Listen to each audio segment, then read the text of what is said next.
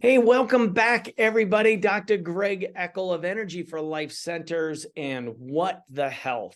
And today I have a dear, dear friend and colleague, Dr. Erika Siegel, founder of Nourish Me. She's a naturopathic doctor, an acupuncturist, mom, and health educator who offers a wide, whole-bodied healthcare and inspiration to thrive.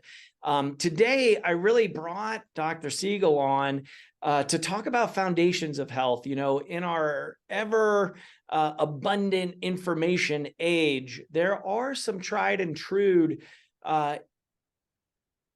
basically experiences of really time-tested practitioners, and she is one.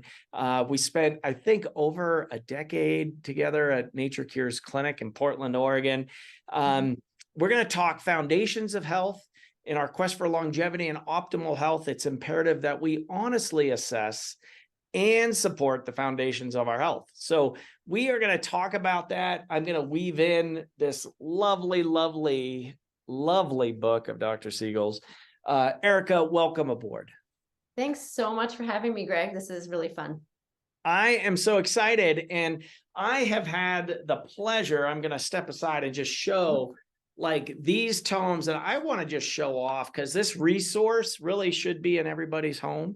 It's volume 1 and volume 2. And I am so excited to share this information with people. It's near and dear to my heart. And just having known you for a while, it brought me to tears when you handed me these books. And I actually will probably get emotional in our interview today, just because it's so alive. It's the vibration of the words and the intention behind your book.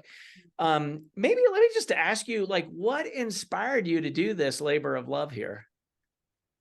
Yeah, well, the inspiration came nearly 15 years ago, and it started as a really humble project of a guide to help support people really meet the basic needs of their health, because I realized I was writing the same things over and over again in treatment plans, as you're familiar.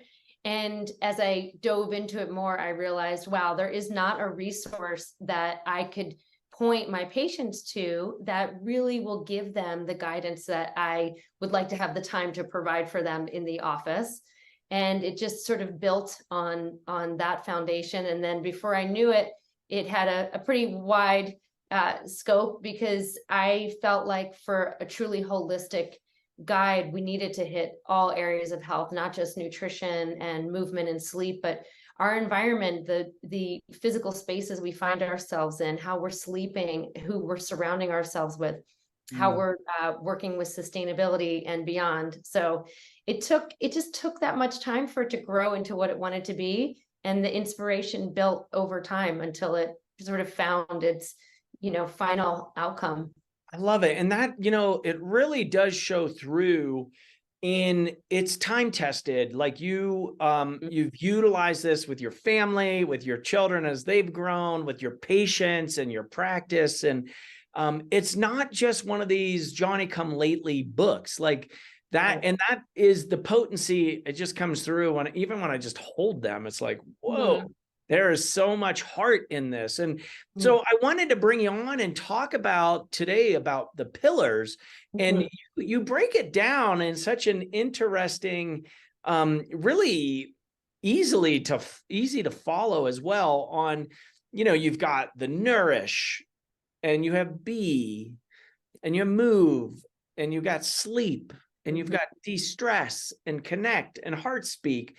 And these pillars, you don't really see people put them out that way. And I wonder, if we just kind of popcorn it, and I just want to see what percolates and where's the intuitive hits here in the conversation, because those foundations are really near and dear, and they're so necessary. One quote that I love is, you're not going to supplement your way out of a bag of potato chips, right? True. Right. And these foundational components, you make them so accessible. So when you're talking foundations and, where do you want to go with that? Well, something that has really become evident to me is that when people are evaluating their health and their life, they often have blind spots of areas that are not getting enough attention or love. And they just put up that little barrier. Well, for now, I'm not going to deal with this one part because I'm focusing over here. And what I'm trying to support people in is an honest assessment of how they're caring for themselves.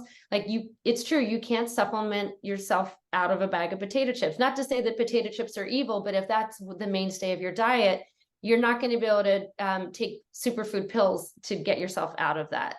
So something I was inspired by in working in your clinic is there was a part of the intake form where you evaluated different areas of your life on a 1 to 10 scale. So there was, how would you evaluate your nutrition? I don't remember exactly all of them, but basically that opportunity to look back at yourself and say, how would I evaluate my nutrition? How do I evaluate my relationships, my time in nature, my relationship with screens, my sleep, my movement habits? And when we actually take the time to look at all of those aspects of our life, we may find that some of them are really lacking.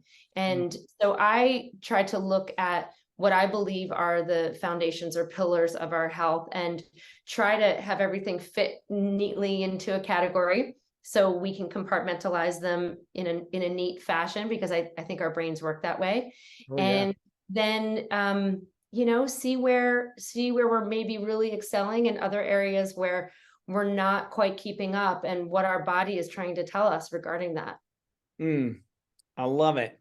So let's start at your, basically the Nourish Me brand and the kitchen, the Nourish Me Kitchen. Yeah. Let's start with the Nourish. And, you included the Chinese adage, it's better to eat the wrong food with the right attitude than the right food with the wrong attitude.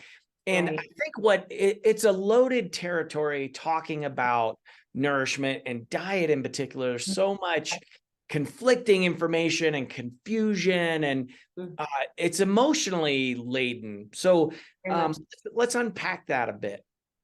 Yeah, I mean, it's such an interesting time, right? With conflicting nutrition information coming out every week. Is kale good for you or is kale bad for you? Should I, is broccoli going to kill my thyroid, or is that something healthy for me to eat? Or is it too high in sulfur and therefore I should avoid it?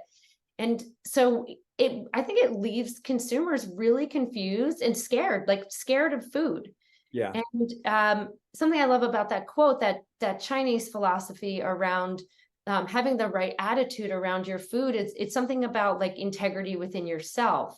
So if you make a choice, like, okay, I'm going to eat this chocolate cake right now because it's my friend's party and I want to feel celebratory and it looks delicious, and I'm going to eat it without like feeling guilt and shame while I do so, but savoring the experience and recognizing, oh, have I had enough? Did I get that experience? And I think if you meet it with that integrity with yourself, you might find that you're satisfied with a smaller amount, or at least you walk away without feeling shameful because you made that choice intentionally. And when we bring that into all areas of our nutritional choices, we end up having a lot of insight into what's good for us personally. Now, I know the foods that kind of resonate with me and foods that don't resonate with me because I check in a lot. How does that feel? How does that feel in my body? How's my energy now? And so regarding nourishment, I think that we have a lot more intuition than we think, and we tend to sort of outsource that too much to our doctors and the latest research, instead of just truly asking ourselves, well, how do grains feel in my body? Are grains necessarily bad? I can tell you that grains feel good in my body. I think they should be soaked, and if you can cook them in a really nice fashion where you can get more nutrition out of them, you may be able to tolerate them better. But when we start to demonize foods and then put other foods on a pillar, we end up losing a lot of that intuitive connection to how we nourish ourselves. That component of, it has never made sense to me to like demonize a macronutrient. And exactly. we've been at it long enough now that you see the trends of where they're going. And yes. So I almost call it like fractal medicine of like really diving into what resonates with you and listening deeply there. Right. I love that mindfulness component. And I guess that leads into perhaps the hydrate aspect of the Nourish, because you Yeah, devote a good section right out of the gate with I that. do. Yeah, I find that most of us are walking around poorly hydrated. We're not drinking enough fluids. We're not drinking enough water. Perhaps we're not drinking enough electrolyte-rich drinks. And stress is depleting our hydration even more, because when we start pumping out cortisol, we're utilizing more of our our waters, our yin fluids. So one of the things I always ask people about, not only how much you're drinking, but how do you feel when you drink water? Are you thirsty all day and you still just feel like you can't keep up? Because that's an indicator for me that the water's not penetrating the cells appropriately. So I might say, okay, throw a few pinches of salt into your water, or an electrolyte packet, or drink some coconut water, or have really electrolyte rich foods in your diet. So that's going to be your fruits and veggies. Cucumbers, celery will hydrate you better than anything, really. And when we're hydrated, our cells can perform appropriately. When we're dehydrated, we can't, things don't operate very well. Our cells can't communicate appropriately. And sadly, as we age, we have a harder time hydrating. And perhaps a lot of the aging process is due to that lack of hydration. So I just think, before I'm going to try some miracle cure with someone, let's make sure you're hydrated, that body is 70% water. Let's make sure that yours truly is, and that your cells have enough to do their function. Oh, that's awesome. That was it has been traditionally my number one recommendation. A lot of times folks come to us and on their first visit, they want like the laundry list of things to do. And I'll typically just stop at the hydration one to get them going. So really aligned. You talk about B as another area to check in, and I want to really emphasize this component. Like, what a novel question. How are you feeling with that? And so having having that just to ask, like, I see so many people, they're on the bucket list of, I'm taking all these 50 supplements, and I'm like, well, how do you feel? Right. Like, oh, my stomach is upset because I take them on an empty stomach or whatever. So like checking in on your hydration. How do you feel when you drink that water or that beverage, when you're eating that food? So many, it's like, we're not even in the body. And so this aspect of breathing was a big component of that, and moving and rest. And you're wanting, to really get in on an assessment of in an inventory for folks to check in. Yeah. I mean, it's foundational, right? But the way I expanded that section of B is what you mentioned. So it's about breathing and movement and stillness and sleep. So it's really not part of our Western mindset necessarily to be, first of all, to be okay with stillness.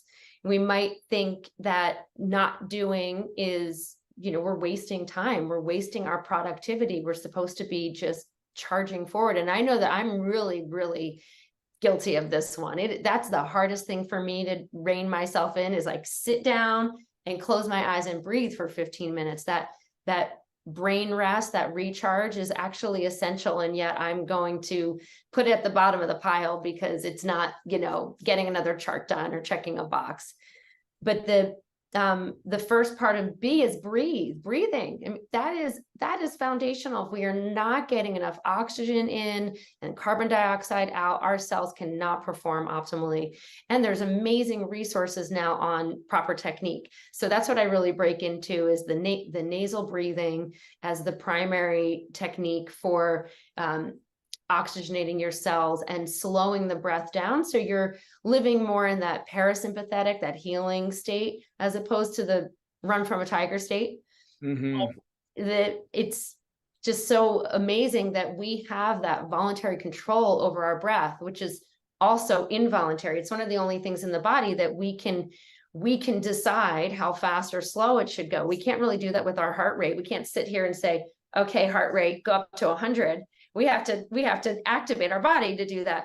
But the breath we can control, and that part of the brainstem where that control center happens is also directing the parasympathetic and sympathetic nervous system. So that is our gateway in to calming the body, is through the breath. So not just about good oxygen, but really not manipulating, but supporting our nervous system in being in the right state of being so we can heal. I often share with my patients, I really encourage them to not stop. Not stop breathing. Yes. If you could just keep going. That's all you, that's the first action and the last action we will do in this life. Will you share just kind of, I think, what I wrote out was just your ideal breathing technique as just as a little thing to share here. Yeah. Sure. Well, this is not mine. This is what I highlight from. I'm just going to look at my book right here. Sure. This wonderful book called The New Science of Lost Art, Breathe by James Nestor. And oh my gosh, I mean, that book absolutely blew me away. I recommend it on Audible because he reads it and it's just a fascinating story. And he talks about the research that he put himself through to really to understand that nasal breathing has far better benefits than mouth breathing, and all the reasons why. So when people breathe through their nose, they have appropriate, they can intake more oxygen. It expands their palate and their sinuses in such a way that allows for more oxygenation. If you're breathing through your mouth, you start to lose a lot of the structure of your face, and you get a slack jaw. You're definitely more prone to sleep apnea, which are, moments in the evening where you're going to stop breathing. And that book is absolutely so mind-blowing to me in the simplicity of what he calls the ideal breath and how to use that in your physical training too. So he teaches athletes to continue to breathe through their nose even when they are beginning to get their respiratory rate up pretty high. And it is difficult to do, but you can train yourself to do that, and then you actually have greater exercise tolerance and can achieve more. So but the ideal breath is 6 seconds in and 6 seconds out with a full, complete exhale, because the release of the carbon dioxide is just as important, because you have to let all that CO2 go so oxygen can come and attach again to those cells for proper exchange. Yeah. And that's a biggie for folks with anxiety. Is that right? Huge, huge. And what he talks about in the book with anxiety is that what a lot of us are experiencing when we think we're anxious is that we're experiencing more CO2 built up. And that's why we might find ourselves doing what's called the physiologic sigh. So when we're actually listening, wow, I need to blow off some CO2. Because when we start to breathe in that more shallow range, we are not blowing off enough CO2, not getting enough O2 in. And our body says, maybe you should take a sigh right now to release some of that. Wow. And so the most therapeutic breathing techniques really allow for that full exhale. And if you start to practice it, it's really neat. You have to really engage your diaphragm to come up and push all that air out. And then that strengthens your lungs, increasing your lung capacity, because we only use a little bit of it. Anyone who's practiced Bikram yoga gets an education. Have you ever done Bikram? Yes. It's so neat, right? Because all the breathing techniques, you get the education that your lungs come up pretty darn high. And we're used to breathing like up to here. But when we start to do those Bikram breathing techniques, we breathe high up into the tops of our lungs and down into the bottom of our lungs and out from the sides and the back. And we realize, wow, there's so much more lung capacity here. And then you have to really get all that CO2 out so you can fill up again. So highly recommend that book. And I just recommend that people connect with their breath. And instead of saying, oh, I'm just a mouth breather, you can actually decide well, wait, maybe I can change that pattern. How about I just try, close my mouth and see what happens? And I'm sure you know about the newer fad of people taping their lips at night, Right. and works for a lot of people. I mean, it might feel scary to some, but they sell tape to put across your lips and make sure you breathe through your nose at night. The mouth breathing. I love it. Right. Yeah. The other components of breathe are, Mhm. we've got move and stillness and Mhm. sleep. Yeah. Well, movement is our birthright. It is our, I don't know, I just think of movement as a primary medicine for me, and really all of us, humans, animals. I mean, you see children, they need to move and then they need to rest, right? That rhythm throughout the day. And adults, we don't really necessarily live in accordance to our movement needs, because, well, we might have a desk job, or we might want to be inside and comfortable. And before we know it, our ranges of movement have gotten really narrow. Maybe we have a shoulder injury and we say, oh, my shoulder doesn't move that way anymore, instead of saying, how could I regain that range of motion? And the older I'm getting, I'm 49 now, I realize that movement is absolutely the key, one of the main keys to longevity. Moving to increase muscle mass at this age and beyond. I mean, we have to keep those muscles going, or they are going to absolutely shrink. They will at this, we have to fight for it at this age. They're going to go away. Walking is one of the most beneficial things that we can do. And it doesn't require anything but some sneakers and appropriate clothing. Like, get outside, take a walk. It does not have to be called exercise. It does not have to be a routine, but having movement in our life is essential for our circulation, for our oxygenation, for our brain capacity to do our work. And if I could get everyone moving, I know that we would make such a big difference if we could get people to move and see past their obstacles to it. Oh, it's a massive, Massive. a great book out there, Younger Next Year, just through all of the proposed beneficial things with movement. And that is, the way I think on the longevity is that, the centenarian decathlon. So, we used to train for sports when we were younger. So why don't we train as if we're going to live to 100? And what is it? You're right. If we're not using it, we're going to lose it. And it's big. And those losses come quickly. I think, I want to emphasize that piece of, like, if you have an injury or some restriction, you got to get on that immediately, because it's not going to go away by itself. And you want to get full range of motion back as quickly as possible. Right. And you don't want that injury to define you. Yeah. I always like to think of athletes, pro athletes. They have an injury, and it is everyone on deck to get them through that injury and back on the court or the field. Now, we might not consider ourselves as pro athletes, but we can recognize that injuries can heal with appropriate intervention. And what if we did think of ourselves like, I think of myself as the pro athlete of my life. I want to show up for my kids, for my patients, for my family, for the things that I love. And so, I had my ACL ruptured a year and a half ago. I was like, okay, let's bring this on. Surgery and PT and all the things. And I had to fight to get my range of motion back and my strength back. And because I was not going to allow that to define me moving forward. I was not going to have a bad knee. And I just encourage people all the time to look at what their injuries are and their sticking points, and see if, there's probably some more that you can do.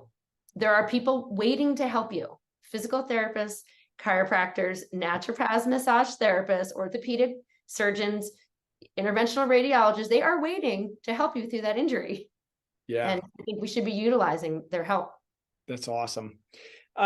Practice stillness. So this is a big one in the being section. Yes. Well, I commented on it before about the importance of the opposite of going, right? The opposite of doing, but being. And when we rest, when we stop, when we practice stillness, it's not just a pause, it's actually an opportunity for our brain and our nervous system to say, oh, okay, let's do some like glial cell cleanup of the brain, and let's restore that softer, smoother, longer breath. There's so much that happens when we come to stillness. And stillness isn't necessarily, okay, I'm going to sit down and like doom scroll on my phone, but to allow the whole body and brain to come to a place of rest. Now, that could be sitting on a meditation cushion, listening to music. And it also could be something that just feels really therapeutic to you. Like my mom loves to play Sudoku. And I know that for her, that's her stillness. She might not meditate, but finding what that stillness is for you it's very important, and it's very different than sleep. So there's different brain activity in meditation and stillness than what we achieve during sleep, which is also, of course, crucial. Well, let's talk about sleep. Yeah, let's talk about sleep. Yeah, sleep, sleep isn't just when we press pause. Sleep is a highly metabolic time. As you know, I mean, the things that are happening during sleep, the growth hormone, the production of hormones, the cleanup, the integration of your day, all the stuff that's happened, and now your brain and body need to try to make sense of it. Any parent knows that if your kid is underslept, everyone's going to pay for it. Oof. Now, as adults, we've just become better at hiding it. We just mask it more. We drink caffeine, we eat sugar, we replace our fatigue with things that we think are doing a good job of hiding it, but the body knows. And I think that, coupled with our desire to be productive all the time, we are sort of like borrowing from Peter to pay back Paul, or whatever that expression is. Yeah, that's it. Yeah. And I just encourage people to have an honest talk with themselves about not only the amount of sleep they're getting, but what is their routine, their sleep hygiene.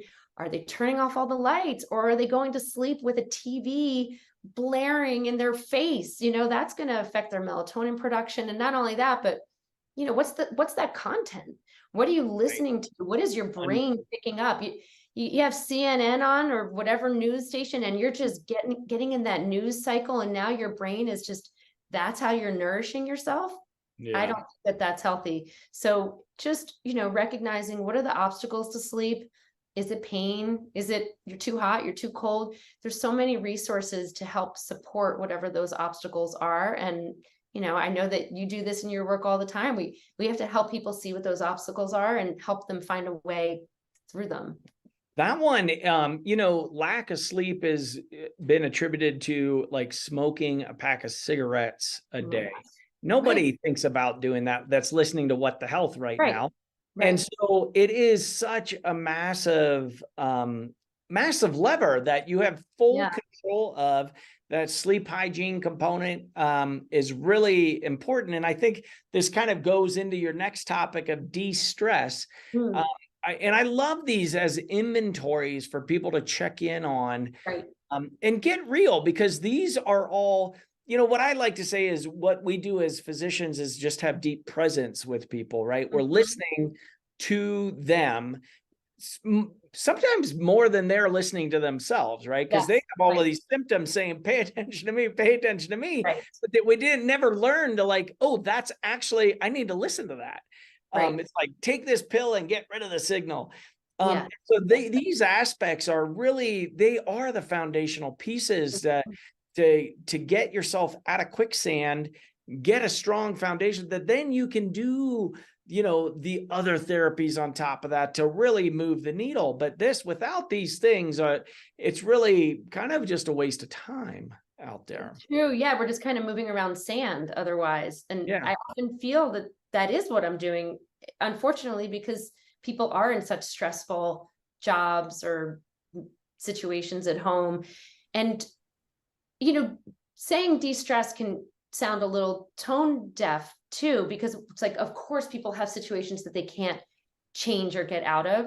Yeah. But what I think that you're trying to communicate to your patients, and I'm trying to communicate to my patients, is what are the things that you can change, and what are the things that you can change your perspective on?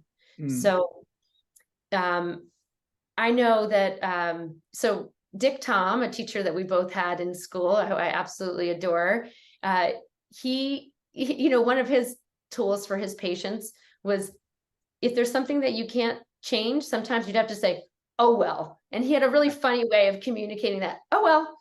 And even though it might seem a little trite, if you cannot change something, is it worth your time and energy to just be beating yourself down about this particular thing? Our colleague Samantha Brody wrote a great book, Overcoming Overwhelm, and she talks about the stress buckets. And she says, you have all these stressors, and then why don't you if you can look at your stressors and ask yourself, what can you change? What can you not change? And what are the things that you can change that you're deciding not to? And recognizing you're making a choice right now, and allowing, without guilt or shame, allowing that to be in that category is, I'm choosing not to change that right now. And having that compassion for yourself. This is a stressor. I'm choosing not to change it right now, but look at these things that I can change, and working there. Because anytime we can reduce that stress response, we're giving our body more opportunity to heal. We see it in our patients all the time, right? They go to Hawaii and then they come back. They're like, you know what? My belly didn't hurt the whole time I was there. My back didn't hurt. I guess I just need to move to Hawaii. Yes, that would be great. I would love to write prescriptions every day for get the heck out of here and go to Hawaii. But maybe it starts with just more honest assessment of what we can change. I do have a good stress relieving technique to share. Oh, perfect. Okay. Yes. I didn't make this up. I don't remember where I picked it up. Okay. So let's say you're really frustrated about something. Okay. You got in a spat with your boss at work, and you're just like mulling over it. Oh, I should have said this. And why did this happen? If you can ask yourself, okay, am I going to be upset about this in 1 year from now? And then the answer is, of course not. Am I going to be upset about this in 1 month from now? Probably not. How about 1 week? Probably not. And if you can back up that way and realize that you're really going to like the future you's already let go of it, maybe you can just let go of it now. Because between now and that time when you've let go of it, you haven't really benefited in any capacity. So maybe you can decide, oh, maybe I can just let it go now. And the more you practice that, you actually become really good at it. You're like, okay, this thing sucks. How about a year from now? Oh, it'll be resolved. How about a month from now? Yeah, it'll probably be okay. How about tomorrow? Yeah, I think I won't be thinking about it tomorrow. Well, then how about right now? Let's just, can we do an oh well? Yeah. Right now. And we can get pretty good at that. I love it. That component of reframing your stress, and I've had kind of sayings for my kids and staff on attitude is everything. Yeah. And it really is our responsibility in that. There's a concept in your book that I was not familiar with, which was there's actually a term for the universe is working for you. It's like, oh, right. Pronoia right. Yes. Which I wanted to make sure we shared with people because, I think we get so caught up in the critical nature of like the things that aren't working, or, it's like really in this component of like, well, in a year, I'm not ever going to worry about that. So just how about a month, week? Well, let's just let go of it now. Yeah. But then even to flip that on this framework of the universe is actually, it's a miracle. We're even talking, we're born, we get like, I'd love to hear your take on that. Yeah. So what I included in my book was this beautiful article from Sun magazine that I tore out 20 years ago and tucked away somewhere just because I loved it. And it's this awareness that all that's sort of conspiring in your favor at this moment. So you wake up and you're like, my big toe hurts. My big toe, darn, my big toe. I'm not going to go on that walk. My big toe hurts. But if you think about the rest of you that is working, the fact that you opened your eyes this morning and you can see color and you can, make your breakfast and have all this food. And when you start to recognize the proportion of that thing that's not going well to the massive amount of things that are going well, again, you can start to change your lens. And, and pronoia is this this really interesting idea that the universe is working in your favor, and not to be too esoteric about it, but that just the fact that we're all here doing this thing together, and that there's all this synchronicity, and things just work out, not always, but things do work out in our favor most of the time. A lot of near misses. Wow, if I hadn't looked that way, I would have been hit by that car. These moments all the time that allow us to keep living and thriving. And if we can start to orient in that way, basically having gratitude, right? Our brain will start to see the world that way. There's that book, Flourish by Mark Seligman. Do you know that book? No, I don't know that one. Flourish. He studied the science of gratitude. And his theory was that you can change the brain if you practice gratitude, not just like, oh, I'm better at seeing things through rose-colored glasses, but no, that your brain will start to see things more positively. And he was right. And so the research that he did was he had college students, he broke up different groups of college students, and he had some of them do nothing and some of them write down every day things that went poorly. And the other group wrote down basically a gratitude journal every night, something that went well that day. I think it was interesting, like why it happened and the result of it. He found through MRI that parts of their brain changed when they practiced gratitude. Wow. So just awesome. Perspective, and our responsibility, how do we respond to things, and how are we able to change our response to things? And not just by putting up blinders, but recognizing the magnitude of the thing and all of the things. And I think that we will recognize that we have a lot that is going right in our life and a lot to be grateful for. Love it. The two other pieces that I want to make sure we touch on is that connection with nature, is us being both in the naturopathic field, and then taking breaks from technology. Oh my gosh. Right. Well, I know that for me, when COVID started and I was so flustered and didn't know how to show up right for my patients and what are we doing here? I just kept feeling called to be in the woods. And it made me realize how often I have turned to nature to calm me. Something about we are the same as nature, made up of the same elements and minerals, the oxygen coming from the trees, the steadiness of it, how things just make sense in nature, those cycles and seasons, they just make sense. A tree falls in the woods and then it's used for the soil to grow new trees. And if we start to recognize ourselves in that energy and recognize that energy is the energy that truly sort of recalibrates our bioenergetic field, I think that we have the opportunity to feel a lot more present and a lot more healthy in our life. And we just happen to be really disconnected from it unless we're making an effort to get in nature. So, whether it's going outside and putting our feet on the earth and getting the grounding benefit, or putting even a screensaver of something of nature, will actually calm the nervous system. They've done studies on this. So just our connection to nature as naturopaths, we are trying to recognize that living in accordance with nature is how the body is going to be most primed for healing. And that nature also provides so much medicine for us, and shelter and food. We live because of what's right outside of our door. We might not feel that relationship every day, but that is truly the essence that creates the foundation for us.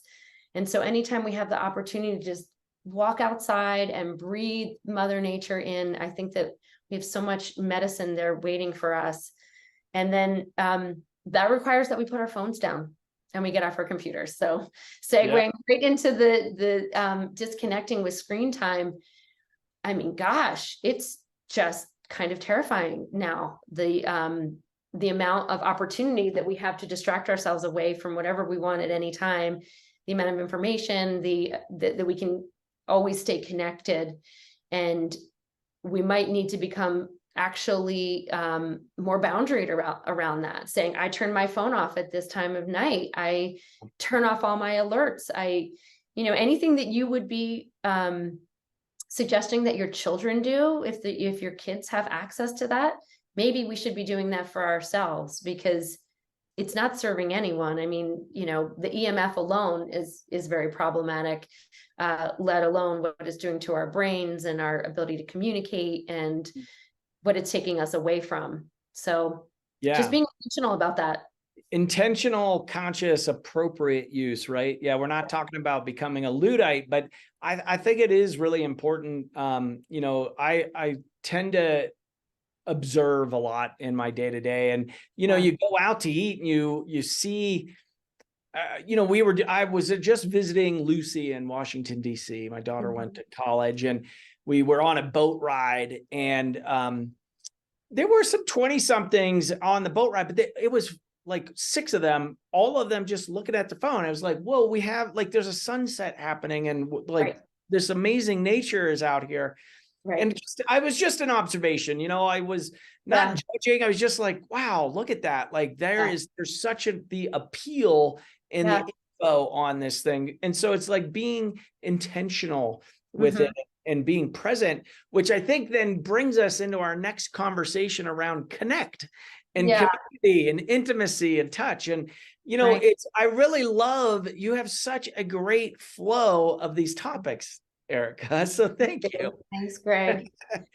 Yeah, I kind of battled with myself about, does connection and community and touch, does that get included into the pillars? And I marinated on these topics. I'm not kidding, for a decade. The concepts would come in the middle of the night, on a dance floor, on a plane trip, and I'd, write it down somewhere and see if it wants to be woven in. And the reason why I feel strongly that connection is a pillar of our health is because we are born to be part of the tribe. Humans are not supposed to live on an island by themselves. We need community for survival. And, not only because we share our goods and our means and our skills, but we also share our heart space, and we share our experiences, and we recognize that we're not alone in this. And helping each other through hard times and celebrating good times and everything in between is what makes us human. So really valuing connection and recognizing if your life is lacking in it, and if there are ways to, create more. And, the screens can create a lot of lack of connection, right? Because now you can just text someone instead of seeing them in person. And perhaps we don't leave as often as we could and should, because we can get our food delivered to our door. And we're starting to lose some essential needs. They've done interesting studies on loneliness and how being alone, especially for elderly people, can be as detrimental as smoking a pack of cigarettes a day. The immune system really responds poorly to being alone, and responds really positively to feeling seen and held, and to have that connection. And that, is connection through seeing a friend or in conversation. Touch. Our skin is an organ system. It's our largest organ system, filled with sensory nerves everywhere. And the skin craves touch. The skin wants to feel the connection with another person. It doesn't have to be a lover. It doesn't have to be your child giving you a hug. It could be a massage therapist. It could be your weekly pedicure. But having touch has been shown to be essential for our health. I know that my skin will start to crave sensation if it hasn't had sensation. And that might mean a hot bath or a cold shower or a plunge in a river, but it starts to actually feel very stagnant if it hasn't had some sensation. And that's, it is the largest organ of our body, right? Right. Yeah.